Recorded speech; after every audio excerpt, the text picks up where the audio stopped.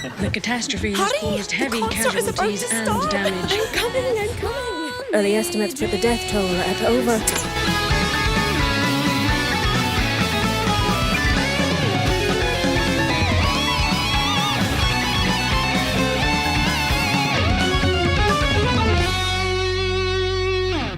Yes, ladies and gentlemen, Phrolova is here, and that means it's time for a full guide. I'm going to be covering everything you need to know, from her weapons to her echoes to the substats on those echoes you're aiming for. We're going to cover her teams. We're going to cover how to use her in battle, what her rotation looks like, and finally, should you pull for more copies, what's her sequence looking like. So with all that in mind, let's get after it. Starting with the basics, Phrolova is a DPS character whose damage comes from resonance skill, havoc, and heavy attack. You will see this in action when I show her optimal rotation later on, and you'll also understand when I say she is more of an off-field DPS. You can use her on-field. You'll see that in action when we get to her rotation, but I'd start with the basics of what Phrolova is. And from the basics, we move into what weapon works best for Phrolova. It's going to be her signature, Lethean Elegy. You can see here we get crit rate from it, and then its signature skills are attack is increased by 12%. And within 12 seconds after you deal echo skill damage, you'll gain a 32% resonance skill damage bonus and a 32% echo skill damage amplification.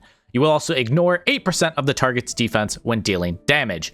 This is by far and away her best weapon, her signature, but if you don't have the pulls for it, or you'd rather save your pulls for an upcoming character and not use them on a weapon right now, there are other options, so let's get to them. Any of the 5-star rectifiers except for Shorekeepers, because hers is worthless for Phrolova as it gives energy regen, and Phrolova is one of the characters in this game that does not use energy at all. Literally no point in having energy regen, but any of the other 5-star rectifiers are going to be good for her, with String Master being her best mathematically, but you can get away with any of them, and the most free-to-play one, of course, being Cosmic Ripples on the standard weapon banner. Some 4-star options, if you're looking for those, we have the Jinjo Keeper, the Fusion Accretion, or the Augment, as it does give crit rate, which is a super nice thing to be able to get, but you do get this from the Pioneer Pass, so something to keep in mind. It'll be easier to get Fusion Accretion or the Jinjo Keeper. And with her weapons sorted, we move on to everyone's favorite part of this game, echoes. What echo sets you're going to need, and then what substats you're going to want to aim for as you sit there and re-roll your echoes endlessly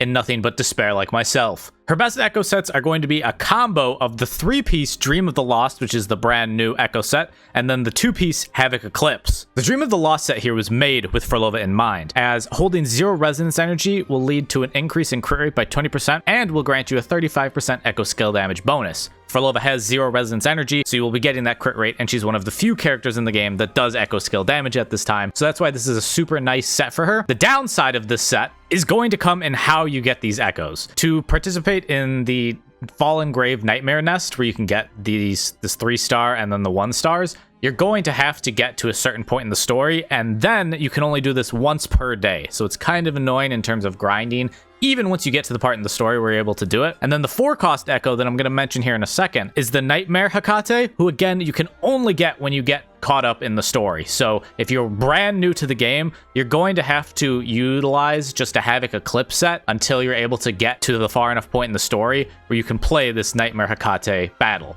They may change it in the future because I've seen people complain, but as of the time I'm making this video, you have to reach a certain point in the story. And then the 2-piece bonus from your Havoc Eclipse is just going to be Havoc damage of 10%. And now that we have the echo sets and their buffs out of the way, your 4-cost you're aiming for is the Nightmare Hecate for that Dream of the Lost set, but if you're not far enough in the story and you can't get Dream of the Lost, for Havoc Eclipse, your 4-cost you're going to aim for is actually going to be the normal Crownless, as the normal Crownless is going to increase Havoc damage and resonance skill damage.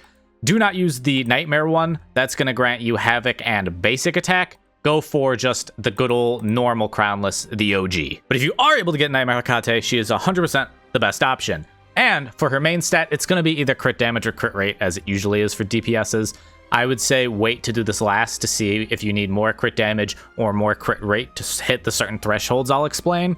And then also keep in mind your weapon. If your weapon is giving you crit rate, it's probably a better idea for your echo to give crit damage, and if your weapon's giving you crit damage, probably a better idea for your echo to give you crit rate. Now, you'll see here I have 1 3-cost of the Dream of the Lost and 1 1-cost of the Dream of the Lost. You could have 2 3-costs of Dream of the Lost and then 2 1-costs of the Havoc Eclipse, or 2 1-costs of the Dream of the Lost and then 2 3-costs of the Havoc Eclipse.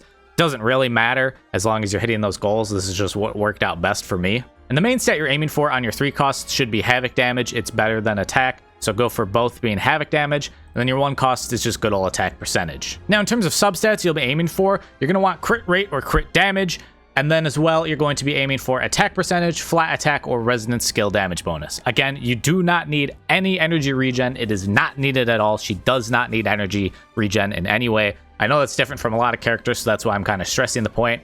Don't aim for energy regen, just go for the attacks, the crits, and then the resonance skill damage. So what should your stats be looking like when you're done building your echoes? What do you know is like a good amount so you can feel good about your Phrolova? Well, for attack, you're going to want over 2,000 as a number. The higher the better, but don't sacrifice a super high attack for low crit rate and crit damage. You don't want that. So try and get over 2,000 attack, and then your crit rate, you want to try and get as close to 100 as possible. But if you're using the Dream of the Lost Echo set, you're getting 20%. So if I took off my Dream of the Lost here, I would drop to 67.9, but since I have it, it's 87.9. So try and get close to that 80% number for crit rate, and then you'll get that 20%, which will boost you almost to 100% or 100 if you're already at the 80. And then for crit damage, you're going to be aiming for 265. I'm still working on rolling better. It's just been a brutal process for me. I don't know why Phrolova's echoes hate me, but you want to have 265 or above in crit damage, as close to 100 as you can get in crit rate, and then over 2,000, as high as you can get it for attack. And that's really the important ones for her, so that should be your goal. And now for her forte and kind of your skill priority. Which ones should you be upgrading first? Obviously, you're going to want to get everything here. You'll have some crit rate bonuses here and then some attack bonuses. You'll also want to get both of her inherent skills. All of this is very important up here. But in terms of just general skills, Resonance Liberation is going to be the most important thing for you to upgrade, which is why I have it at 10 out of 10 right now. Then you're going to want to go for Normal Attack, Forte Circuit, Intro Skill, and then her Resonance Skill is of least importance. Of course, you can get it all 10 out of 10. That would be the ideal goal. But in terms of limited resources, you want to get Resonance Liberation as your best one. That's going to be her most important for doing the most damage with her. And now I'll mention her Outro Skill, as it's something very important. The incoming Resonator is going to gain a 20% Havoc damage buff and a 25% Heavy Attack damage buff for 14 seconds or until they're switched out. But the second part is where things get interesting. If Phrolova is in her Maestro state, which is her ultimate state, when she casts this skill, Hecate is going to additionally cast Enhanced Attack Hecate 2 times when Phrolova is switched off the field while in the same Maestro state duration. So this is what I'm talking about by an off-field DPS. When you use your ultimate, you're going to swap out of her into the next character, and then Hecate, who Phrolova is controlling in her ultimate, is going to deal damage while you're fighting with your other character. So that's where the off-field DPS comes in, and part of what makes her super cool. Now I'm going to show you how you should use her in combat. I'm going to be using her on a team with roccia and cantarella. You can of course play her however you want to. The main goal of this game is to have fun, but I know people want to see like the optimal way to use her, so I'm going to show you that now, and you can use any variation you want to from there, whatever helps you enjoy the game most. Sounds be beautiful enough. We wither together.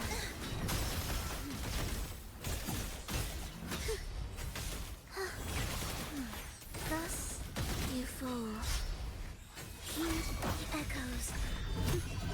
The soul never entombed.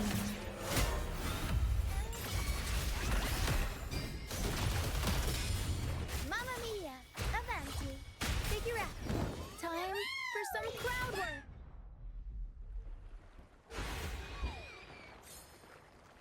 Now for her resonance chain. Should you pull more copies? Is it worth it to pull more copies? First, I'll start with, if you really love Phrolova, go ahead and pull more copies. I have pulled 2 people to max in this game. 2 of my favorite characters being Zani, and then also my wonderful Havoc baby girl, Camilla. And they both hit like absolute freight trains. It makes playing with them so much fun because they do a bajillion damage. So if you go and get Phrolova maxed out, she's going to hit like a freight train, and you're going to enjoy it. If you're just wondering for meta purposes, should you pull for more copies? Honestly, I think you can get away with just getting her S0 and then getting her weapon, and it'll be a dream come true. You'll be able to use her in every mode, to be honest. You could use just about any character at S0 in every mode, as long as you're skilled enough at the game. A lot of this game is just dodging and making sure that you're getting your proper rotations in. But what's the most bang for your buck if you are going to go for more copies and aren't planning on just going all the way to S6? Well, I have had the opportunity of using her S1, S2, S3, S4, S5, and S6 individually. On this account, as you can see though, I have her S0. A big one here is going to be S2. You're going to have the damage multiplier of your Scarlet Coda increased by 75%. And After Sound now additionally increases the damage multiplier of your Scarlet Coda by 75%. And casting your Scarlet Coda will grant you 14 stacks of After Sound. What you really need to know is she's going to hit harder and you're going to notice it. That's the important thing here. It's definitely a more noticeable level. I know there are the statistics, which are kind of felt when you're playing the game. When you're actually using her, you're like, wow, okay, I'm actually feeling a damage. And that's what I like to go off of because that's what most people care about. If you're feeling the damage, it's because the damage is there. So getting her S2 is a nice little upgrade. And then actually jumping to S3 is also a nice little upgrade on top of that. It's going to be your Echo Skill damage is amplified by 80%. And Scarlet Coda will convert all volatile notes to volatile notes cadenza, and targets hit by your enhanced attack Hakate cadenza will have their attack reduced by 20%. So not only are you going to feel more damage, but you're also going to take less damage because they're doing 20% less attack at the enemies you're fighting. Now, after S3, I'd say the next biggest noticeable one is going to be S6. However, S4 is a team buff, as it normally is in this game. It's going to be an Echo Skill team buff, so at the time, Cantarella is the only one who's really going to benefit from that. But I'm sure they'll release more Echo Skill characters going forward, so it may help out more people in the future.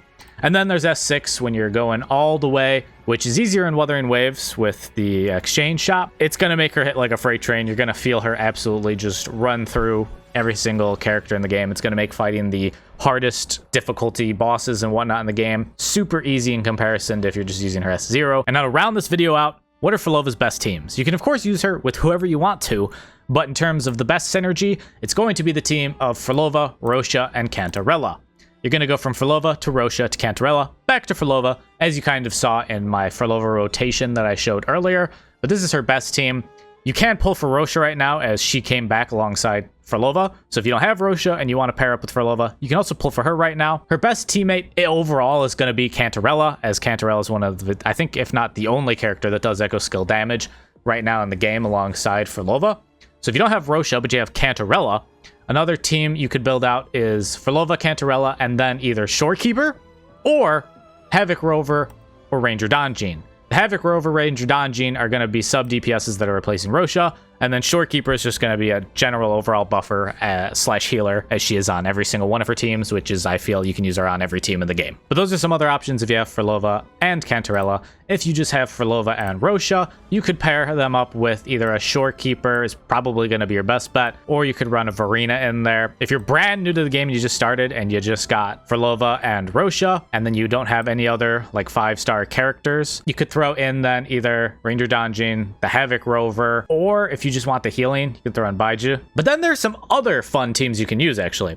There's Phrolova with a GN and then either a Shorekeeper or Verena team. Because she buffs heavy attack damage, it's actually a buff for GN, so you go from Phrolova, you start with Shorekeeper, Phrolova, then GN. In any team, Phrolova is going to be first, unless you have Shorekeeper in the team, then Shorekeeper will be first, followed by Phrolova. But GN is going to be doing the damage on this team, as she'll be doing off-field damage and buffing GN as GN gets to work with his spear. That's kind of a fun one. Another version of this team is going to actually be with Phoebe, Phrolova with Phoebe, and then the Spectro Rover. That's another fun team if you're looking to run Phoebe with Phrolova.